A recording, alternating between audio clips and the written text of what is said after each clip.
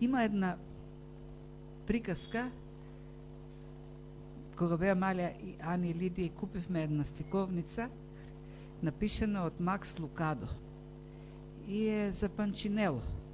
И кога минатите неколку недели ја работевме оваа приказна со децата од домот, се многу и го работев овој текст, си помислив дека може би, веројатно Макс Лукадо ја напишал таа приказна имајќи го токму овој текст во предвид.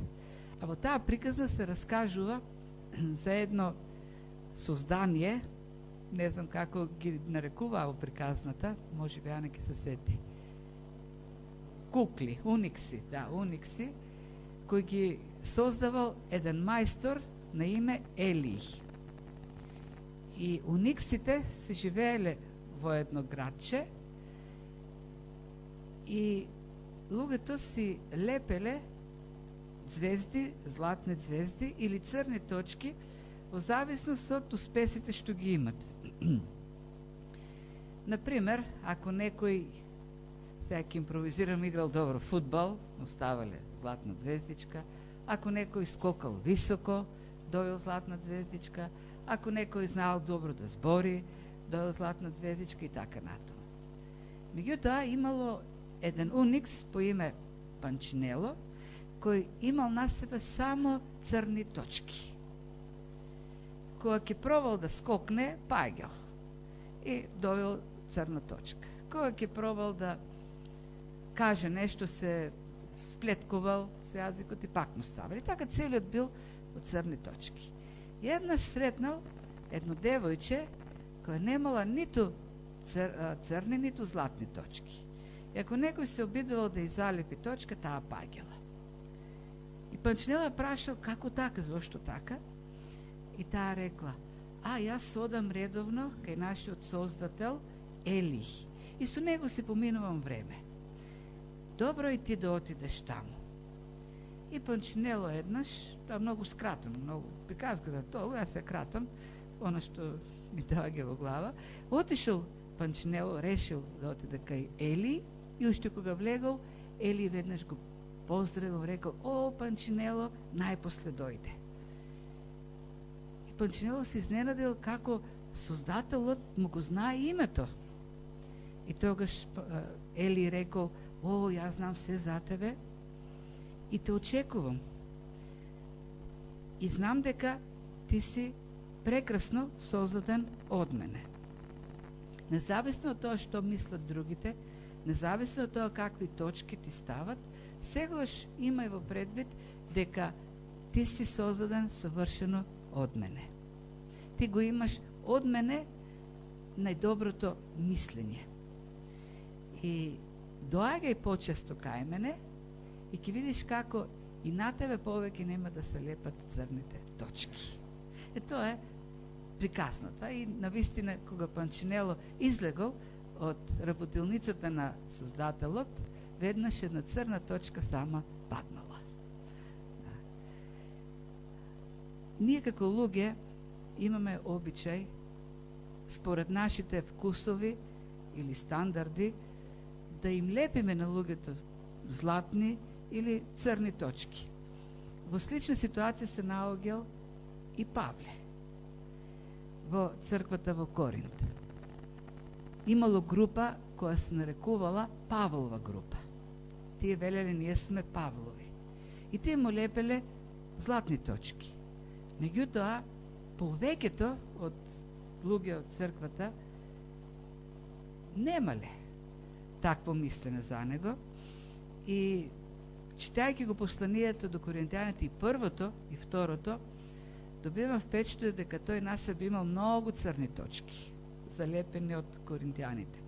Така, например, ако читате во второто послание, во 10 глава, 10 стих, таму пишува, таму цитира апостол Павле. А во посланијата свој некој ќе рече. Тоест, цитира некој што рекол. Во посланијата свој, посланијата на Павле, тој е строг и силен. но приличното присуство меѓу нас е слаб, а проповедта негова ништо не вреди. Со други зборови, кој би го слушал овој? Никаков. Кој би ја слушал неговата проповед? Тоа е мислењето, тоа е судот што го во голема мера апостолот Павле го добивал од коринтијаните.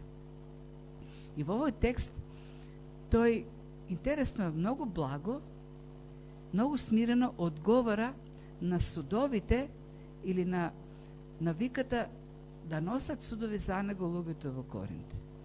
И при тоа, на почетокот во првиот и вториот стих, тој им кажа како тие треба да гледаат на него и на останатите служители, како тој самиот гледа на себе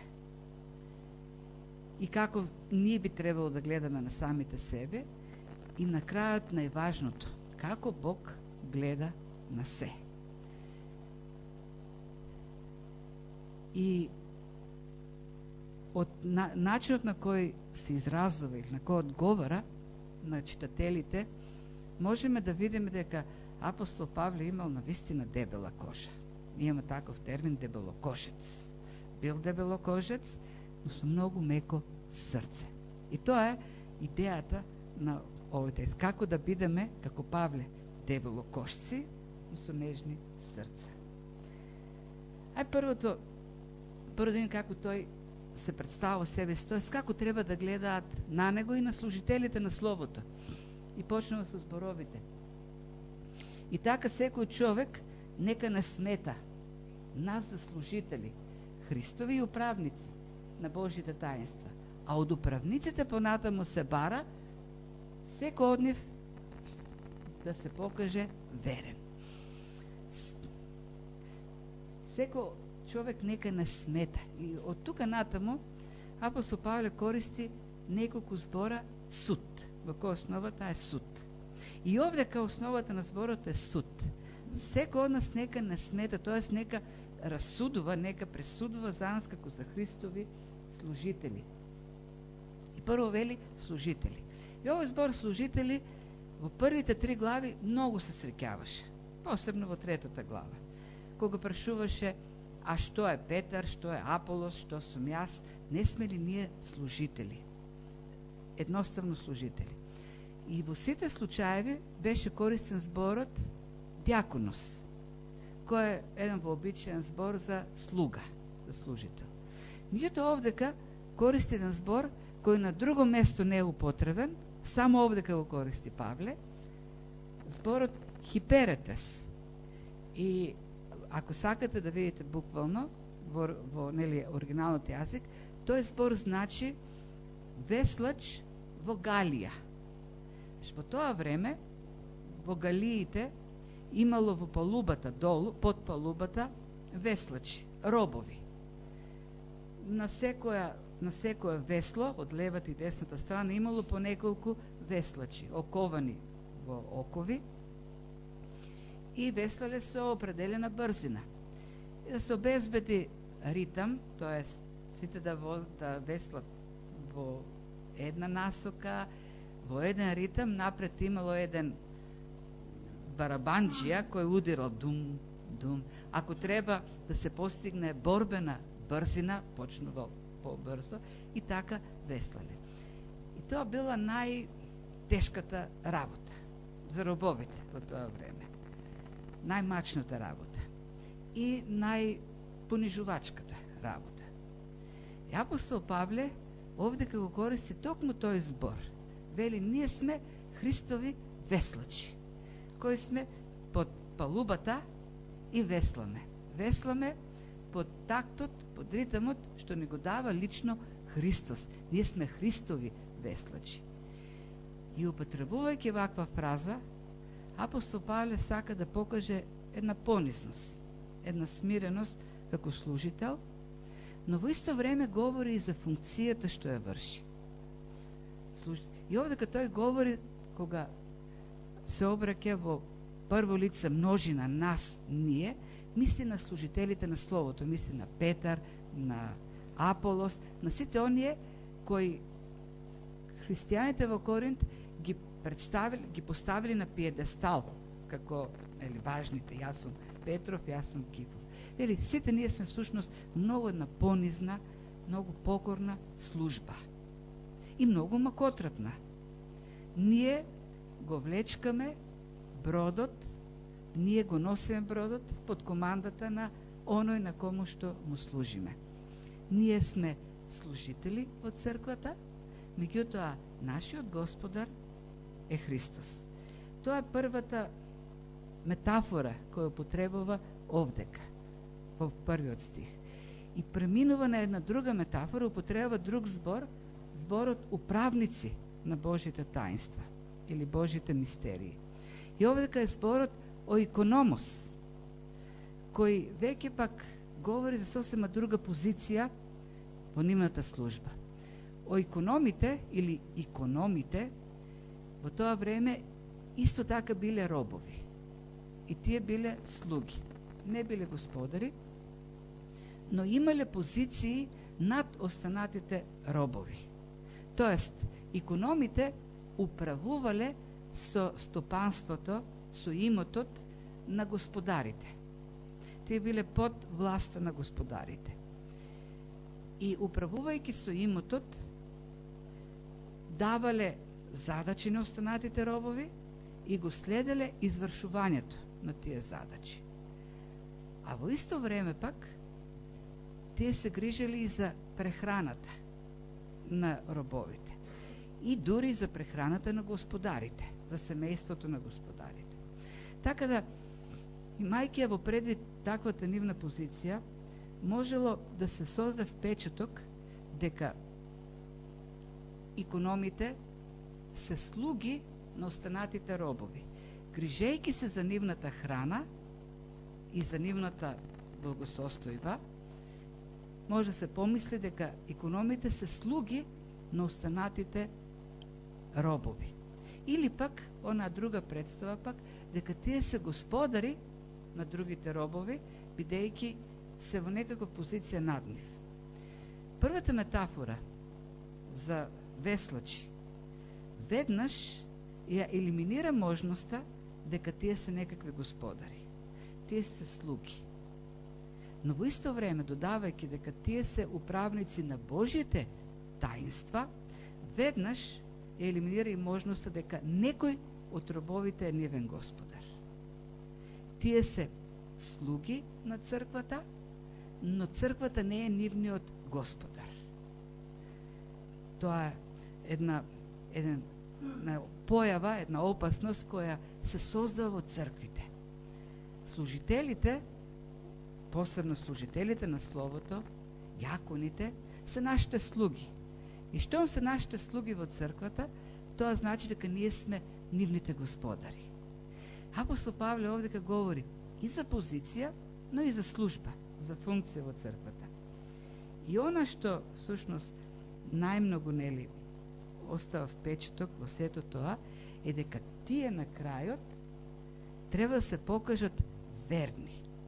Тоа е она преку која се оценува верност, е она кон Господарот, е она со што се оценува ефективноста на службата.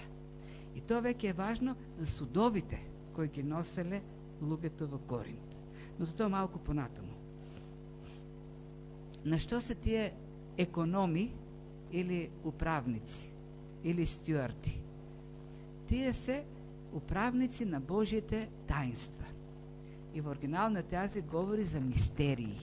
Зборот е Божите мистерии.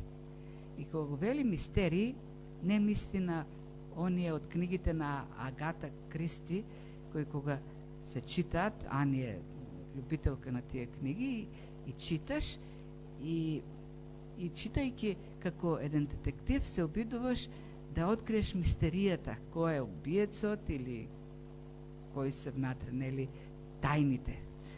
Кога говори за мистерија, Божјото Слово, Новиот Завет, мисли на оние вистини кои во минатото, пред апостолското служење, пред Христовото служење, биле во магла представени, а со Христовото доаѓање и во учењето на апостолите станува јасно.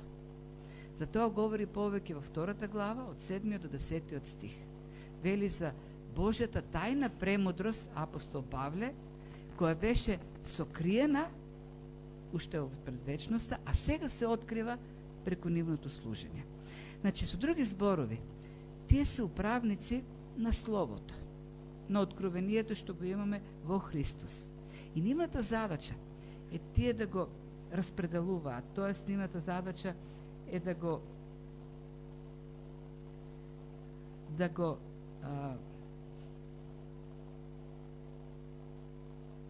хранат стадото, да ја хранат црквата, да ги хранат останатите служители со тоа слово.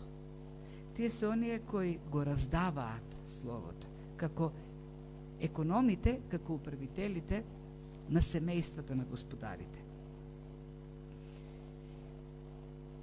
И оценката на крајот, која ќе ја добијат, е од Господарот, и тоа според верноста која ја покажуваат. Во колкава мера Господарот може да се довери на економот во управувањето или во распределбата на мистериите или на учењето на Христос. И тоа е всушност клучното прашање овдека, не е колку добро се представуваат пред луѓето, бидејќи критериумот на коринтијаните бил колку добри оратори се според стандардите на светските филозофи во Коринт, како градот на филозофијата во тоа време. Не е стандардот какви техники користат на обедување, туку колку се верни во службата на Господарот. Тоа е клучното прашање.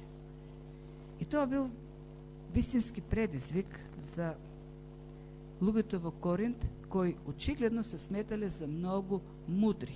Затоа на крајот на 3 глава им вели: никој да не се лаже.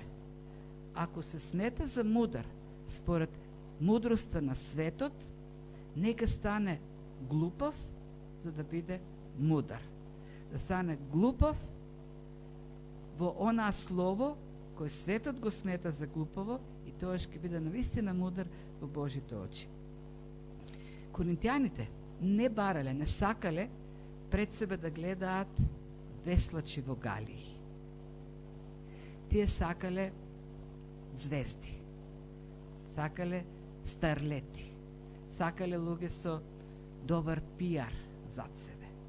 Им доаѓа еден евреин кој им говори за крстот, кој звуча и за учење кој звучало толку глупаво во ушите на мудрите коринтијани.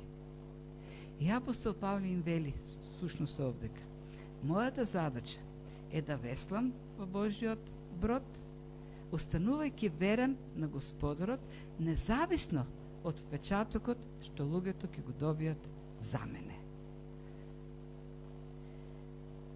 Нас ни требаат служители кои се верни прво пред се на Господ. Ако се верни на Господ, ќе бидат верни на црквата, ќе бидат верни и на луѓето. И така би требало и црквата да ги оценува служителите. Значи, контекстот е ваков. Читајќи го целото послание, може да го откриеме тој контекст. Судењето, земањето на став, оценувањето според своите стандарди, според своите вкусови, лични, човечки, светски, какви што биле во Коринт. И апостол Павле сака да го коригира нивниот суд и во исто време да им испраќа порака колку нему всушност му значи или не му значи судот на луѓето. Да тоа говори во следните стихови.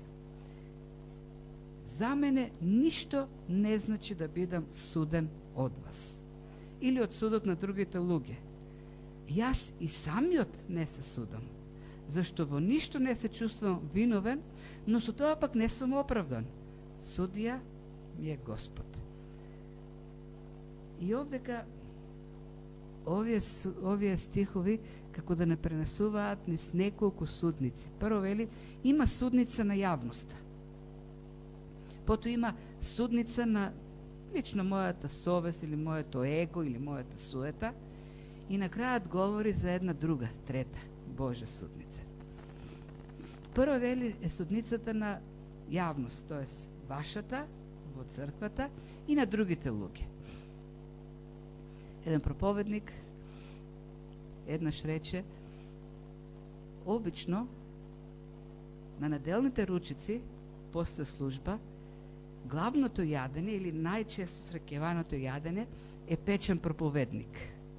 Тоа е демек како една навика да се меле и да се јаде проповедникот на неделните ручици после служба. Не знам дали навистина е така во црквите, но Павле веројатно бил во таква ситуација.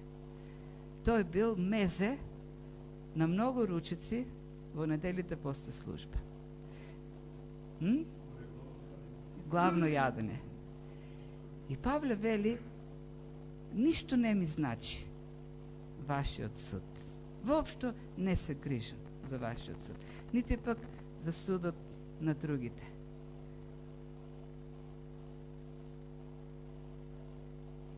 И не само што не се загрижувам, тоест не трошам многу време и енергија за вашиот суд, во исто време пак и многу не се замарам со судот, со личниот суд.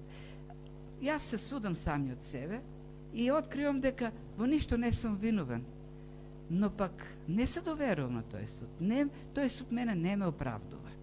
Зашто во истата мера во која што вашиот суд е субјективен и се гради на ваши лични вкусови, во исто време и судот што јас си го имам кон самиот себе, исто така пристрасен.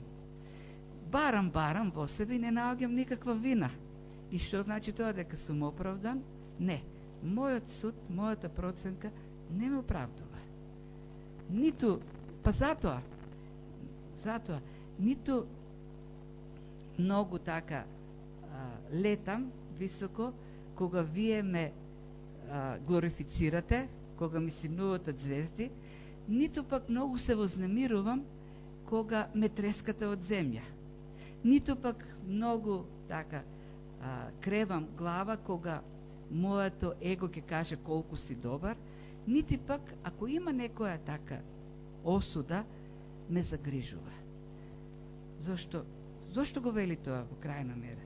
Што смета дека ниту едното, ниту другото е важно. И едното и другото е резултат на некакви субјективни проценки. Ниту луѓето може да проникнат длабоко во нас, ниту пак ние самите можеме да се видиме со вистинските очи. И тоа што го кажува овдека апостол Павле е навистина неверојатно.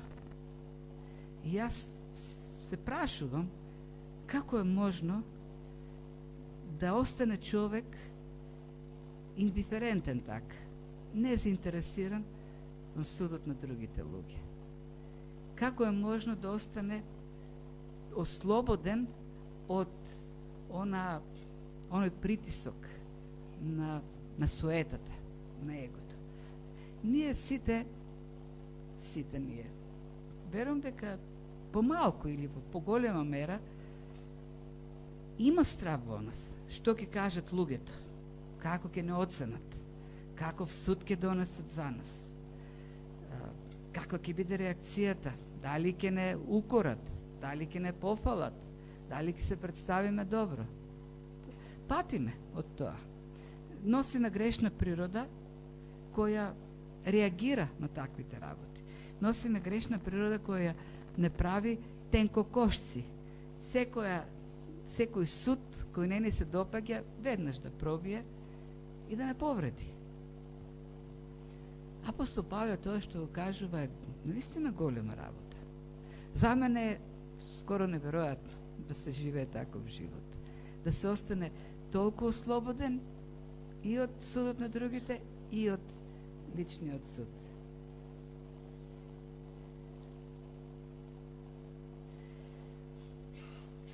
ако сме искрени, ќе признаеме дека сепак живееме под некоја тиранија на судовите, дека постојано, бидејќи сме изложени постојано на суд, на јавност, на оценка, постојано сме во една судница, живееме со тој притисок како ќе бидеме оценети. Павле има многу дебела кожа. За да кажеш, не ми е важно воопшто судот, вашиот суд или судот на другите. Ниту пак тоа што совеста ме ослободува, ме оправдува, тоа значи дека навистина има дебела кожа. И меко срце. Она што ќе дојде преку неговата суета, тоне лесно во срцето и го снемува. Не стои таму. А пак кожата му е толку дебела што не проникнува она критика, она оценка необјективна што ја даваат коринтијаните. И како е можно тоа? Како може да си... Од кај доаѓа тоа? Како култивирал таква понизност? Последните два стиха, 4 и 5, откриваат. Вели, затоа пак не судете ништо пред време, додека не дојде Господ, кој ќе го изнесе на видело сокриеното во мракот и ќе ги објави намерите на срцата. И тогаш секој ќе прими пофалба од Бога. Прво почнем со зборовите не судете ништо. Сега, овој стих многумина го зеле и во едно денешно такво толерантно општество го злоупотребуваат и велат, еве, пишува во Библијата дека не треба да судите никого за ништо. Треба да го имаме овдека контекстот во кој апостол Павле пишува. Дури самиот тој, понатаму, еве во истата оваа глава, во 6 стих, во 6 глава, во истото послание, се извинувам, во 5 глава, тој ќе изнесе суд и ќе им каже, оној кој врши блудство, веќе го осудив, вели, јас го осудив, како да сум меѓу вас, оној што го направил тоа.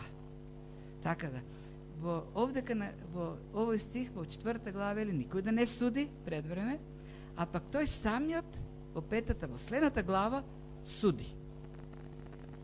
Меѓутоа, таму станува збор за морален суд. Таму станува збор за дејство, неморално во црквата, и толку било неморално, што дури и неморалните коринтяни останале зачудени како може во црквата да има таков неморал. Не. Во второто послание пак, во 14 глава, каде говори за дарбите, за пророкувањата, им вели, ако кога двајца или тројца пророкуваат, останатите, и во нашиот превод пишува, расудувајте. Тоест, и основата на зборот е суд.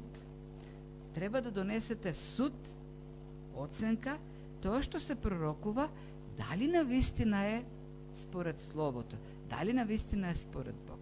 Тоест, вие имате одговорност и дел од вашата духовна зрелост се состои од способноста правилно да проценувате, да осудувате. Словото, учењата, доктрините, поведението морално, неморално и така натаму. Така да овдека, кога апостол Павле говори за суд, мисли за нешто што е проблем во црквата во Коринт, наносење на судови за службата на служителите според нивните лични стандарди, не библиски, туку они нивни, повлијани од светот, од светската култура, оно за што Гаго на почетокот зборуваше.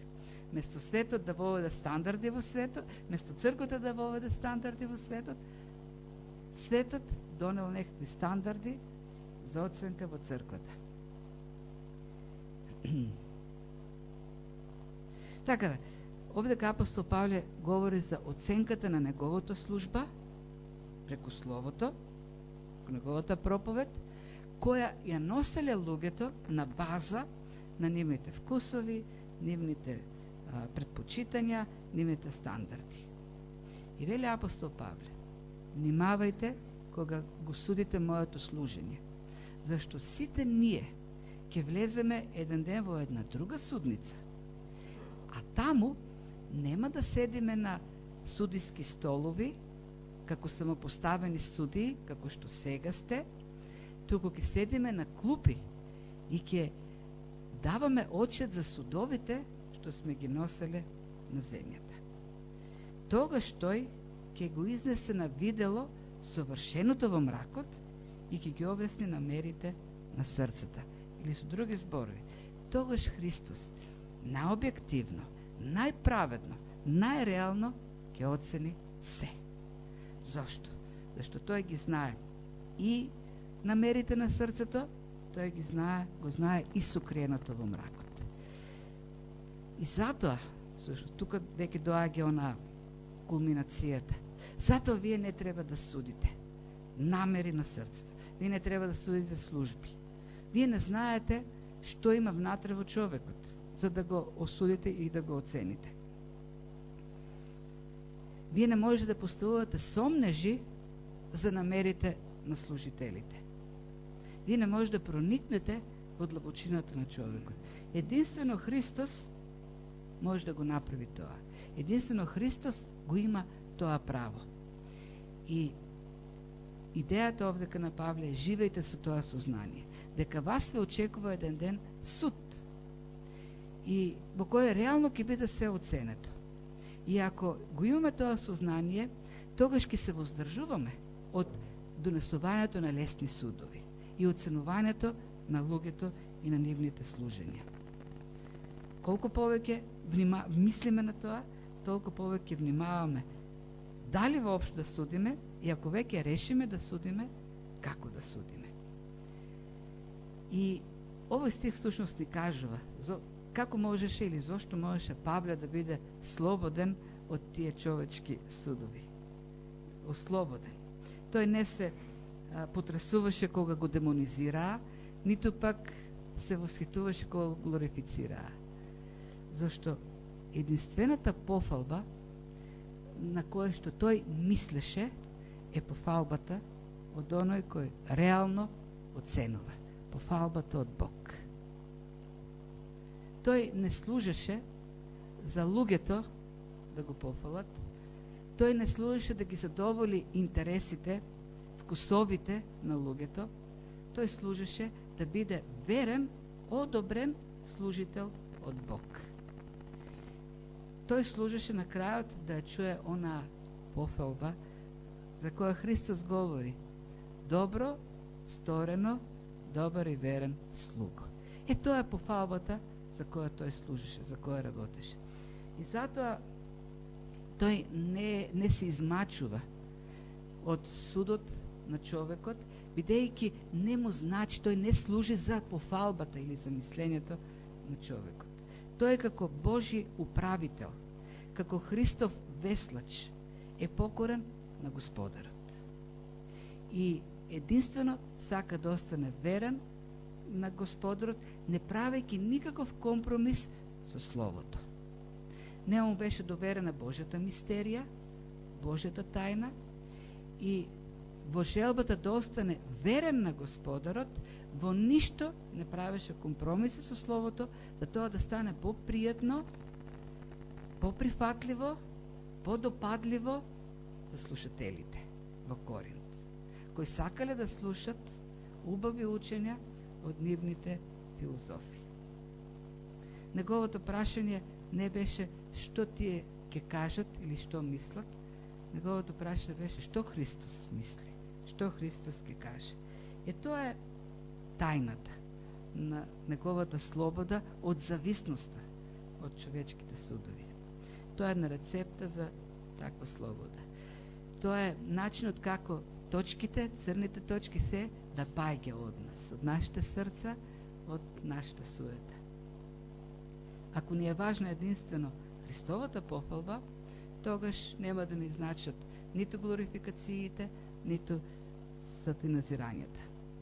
И на крајот, сосема на крајот, апостол Павле вели дека секој ќе прими пофалба од Бог. Секој. Се овде като мисли на Павле, на Петар, на Кифа. И не вклучува осуда, не вклучува критика, не пишува и тогаш некој ќе добие критика, некој ќе добие пофалба, или секој ќе добие пофалба. За разлика од црквата во Коринт, која едни го фалеле Павле, а го критикувале Петар, други пак го фалеле Петар, го критикувале Павле.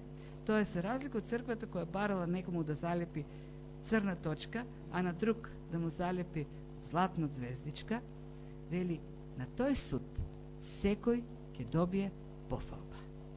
Христос секого ќе го пофали. И таа пофалба не е како пофалбата на луѓето. Таа пофалба е вечна. Таа пофалба, како што пишуваше во 3 глава, носи вечни благодети, вечни награди. Пофалбата на луѓето е времена и променлива. Верувам дека сите сме искусиле. Денес те тупкат по рамо, утре ти забиваат нож. Така е. Такви сме ние луѓето. Пофалбата на Христос е постојана, вечна.